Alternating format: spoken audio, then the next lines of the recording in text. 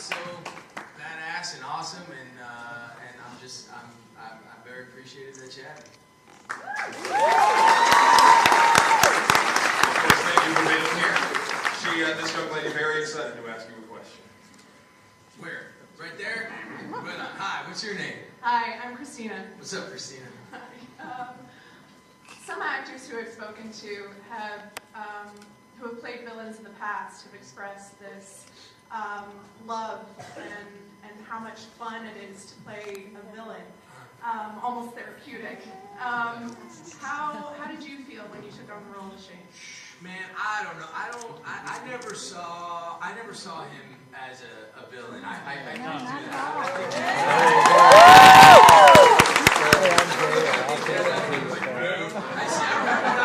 first went to New York, for Comic-Con before the show even came out. I was nervous as a little freaking kid. I'm sorry. I apologize now if I curse. I'm gonna really try. I see little kids here, so I'm gonna really try not to. But I hate when people curse in front of kids. But I went to New York for Comic-Con as before the show even came out, and I was like as nervous as a little schoolgirl, whatever that means. And everybody went in order to introduce themselves, and Sarah's like, "Hi, I'm Sarah Wayne Callies. I play Lori," and Andy's like, "Hello, and that's my man, by the way. That's my brother." And everyone's cheering, and it got to me, and I'm like, "I'm Jon Bernthal. I play Shane Walsh." Everyone's like, "Boo!" Like, gotta love New York.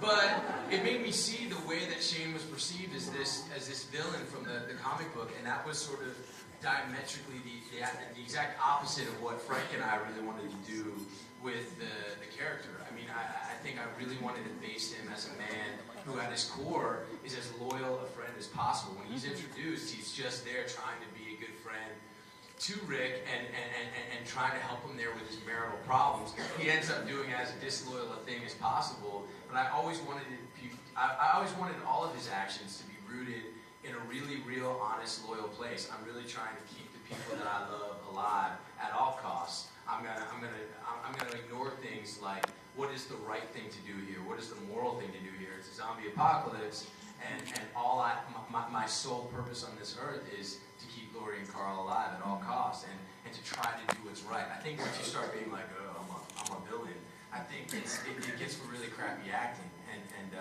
so it's hard because for me, I really love Shane, and it was really important to Frank and I to, sorry I talk too damn much, but it was really important to both of us to make it go back and forth. You're going to hate him, you're going to love him, you're going to hate him, you're going to love him. And even if you never loved him, you at least say, the guy's delivery's messed up, but like what he's saying is kind of got a good point, So.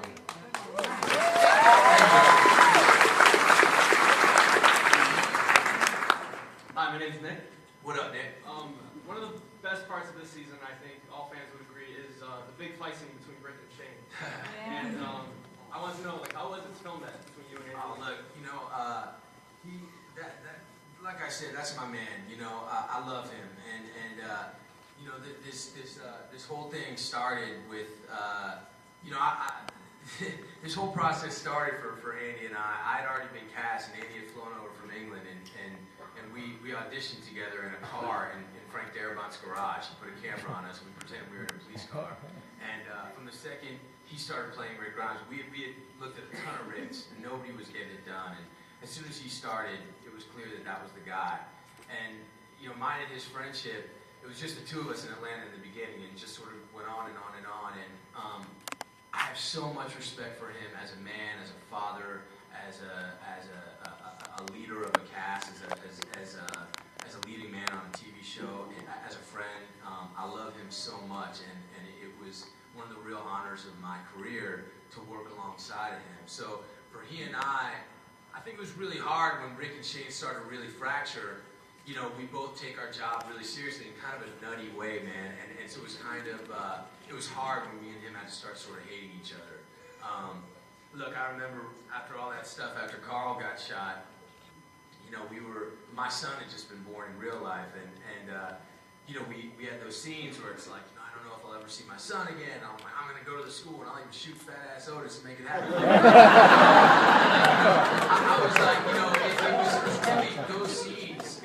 I just had my kid kid, Andy's a father, and I remember we walked outside after we were shooting those scenes, and we were both like crying our eyes out. And we looked at each other like we are two insane maniacs. But there's an unbelievable amount of love there for everyone in the cast. So just to go ahead to that school with Rick and play that fight and just be with Andy was really cool, because a lot of times, Norman Reedus, who is the man, who's here, that was it. He's another one of these actors. There's certain actors you work with that if you have a fight scene, they'll be like, can I get my stunt guy? Can I get... And then there's certain people like Norman and Andy and a lot of the people from The Walking Dead that are game as hell. And they're like, hey, let's just really fight. Let's just not choreograph this. Let's just like really do this. And like, I trust you're not going to hurt me too bad. And that's what I think is so cool about The Walking Dead. That's the kind of people you're dealing with. And Andy Lincoln is definitely, that kind of guy. So right on.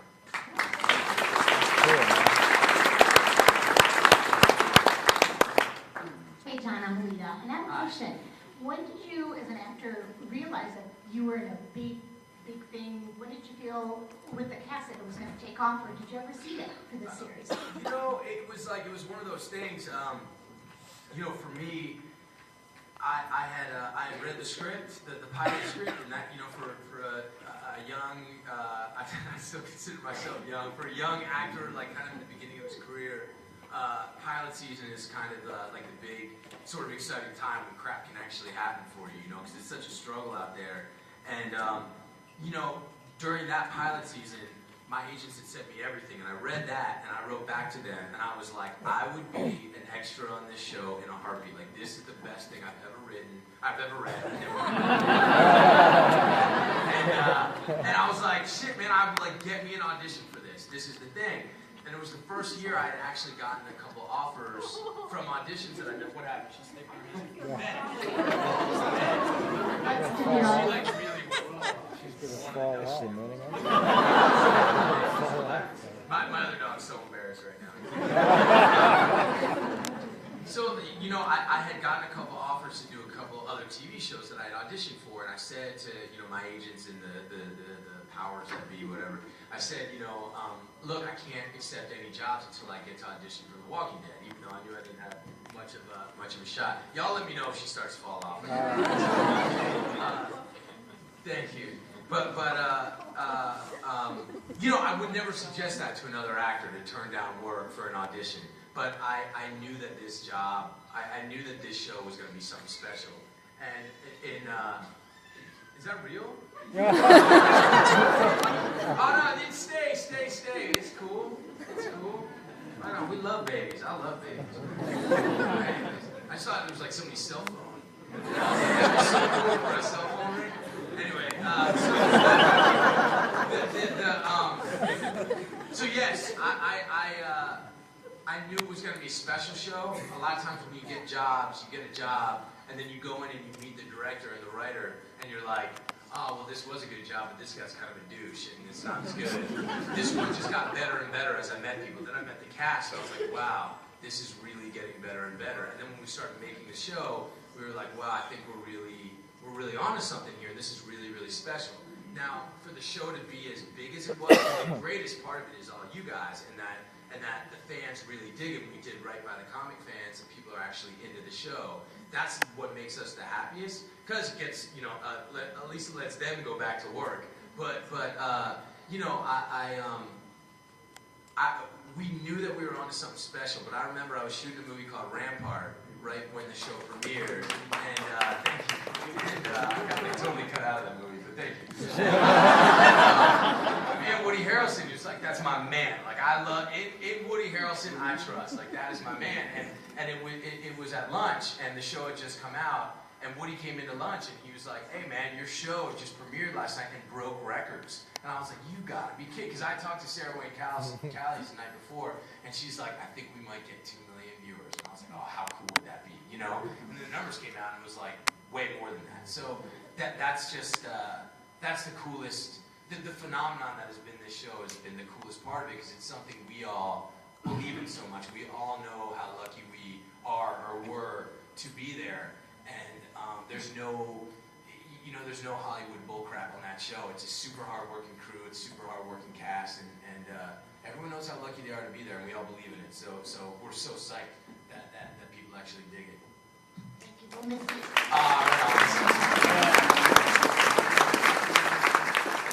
Hi, John and David. I actually do have 2 questions. I'll make it really quick. Are they the reason you didn't have security at the autograph signing? Yeah, boss keeps me safe, but it's a mutual thing. I keep him safe too.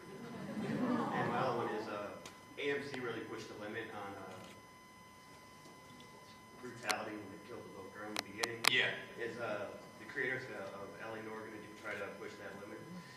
Listen, look, Frank Darabont started Walking Dead. He wrote the pilot, he wrote all the episodes in the first season, and most of the episodes in the second season. He was the showrunner. He's the guy who put everybody there and hired everybody, and assembled that cast. Look, I mean, I don't know. All I've done on LA Noir is the pilot, and look, there's no little girls getting smoked in the head. It's not like that. There is a little bit of stuff in there, and I think as it goes on, look, there's a lot of mob guys, there's a lot of shit in that story, and it's a really, really cool story and a violent story.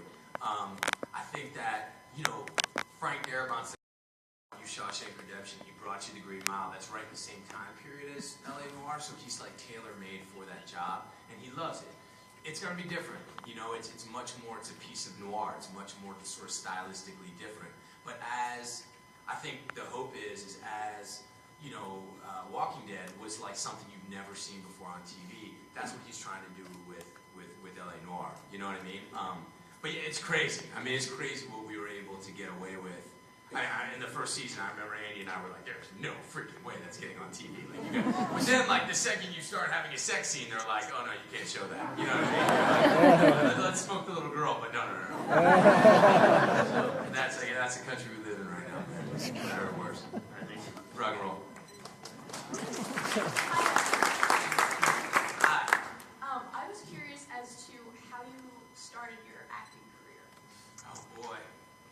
All right. I'll try to do it brief. If I bore you, just be like, you're boring me, dude. All right. I grew up in D.C. I was a total mess of a kid.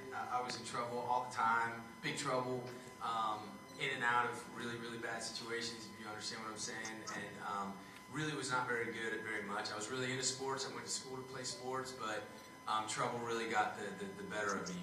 And I met a woman named Alma Becker when I went to school, and she was my first theater teacher. I took a theater class totally as a mistake. I was just trying to get a requirement done because all I wanted to do is get in trouble, get messed up, and be with women and be a jerk and get rid of this requirement. And I ended up taking this class, and this woman really saved my life. I had to leave school because I got in trouble, and I knew that I really wanted to act. And she said, you really have something, and she told me to move to Moscow, Russia, and that's what I did. There's one of the most wonderful theater schools in the world in Moscow. It's the guy named Stanislavski and Anton Chekhov and Michael Chekhov. It's where what you hear of is method acting. It's where it began. And so I moved to Russia, and I enrolled in the school there, and I started playing a little pro baseball over there to make some money, and I studied acting there for a couple years, and it totally blew my mind, saved my life. And then Harvard, of all places, has graduate school for acting, and they bring their students over to Russia to get taught by these Russian masters. And they saw me in a play over there, and they're like, what the hell are you doing here? Like, you American kid. I told them my story. They're like, well, you want to come study at Harvard? I was like, it's one-legged duck swimming in a circle? Like, my parents, like, I'm like an ex-con, dude. I'm going to Harvard. And so I did that, and then I got my agent out of there, and, for me, it was really all about theater. Like, that's really what I wanted to do, and that's still my first love, as a lot of the actors are on The Walking Dead. But I've been unbelievably blessed, and that woman Alma, she's the same woman who married my wife and I, and she really saved my life, my first teacher, and she's really sick right now, so I appreciate you asking the question. My love, my heart is definitely with her.